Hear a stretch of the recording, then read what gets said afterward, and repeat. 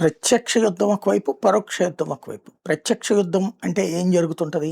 Ground లెవెల్‌లో అంటే ఆహ్, ఒకవైపున డైరెక్ట్ దాడి. నిన్న ఇరాన్ షిప్ మీద దాడి చేశారు. వాణిజ్య నౌక మీద. హార్ముజ్ జలసంధి దాటుకుని వెళ్తంటే.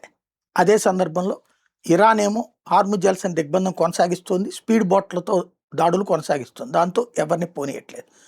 అయితే తాజాగా ఇరాను తన దగ్గర ఉన్నటువంటి యురేనియం ఇచ్చేయడానికి సిద్ధపడింది అన్నది ట్రంప్ చెప్తున్నాడు. చర్చలు అంతిమ దశకు వచ్చినాయి. త్వరలోనే పరిష్కారం ఉంటది. అందుకోసమే మేము ఆపరేషన్ ఫ్రీడమ్ అని పెట్టి షిప్పులందరినీ అవతలకి తరలించడానికి మా సైన్యంతో తీసుకెళ్తామని చెప్పాం.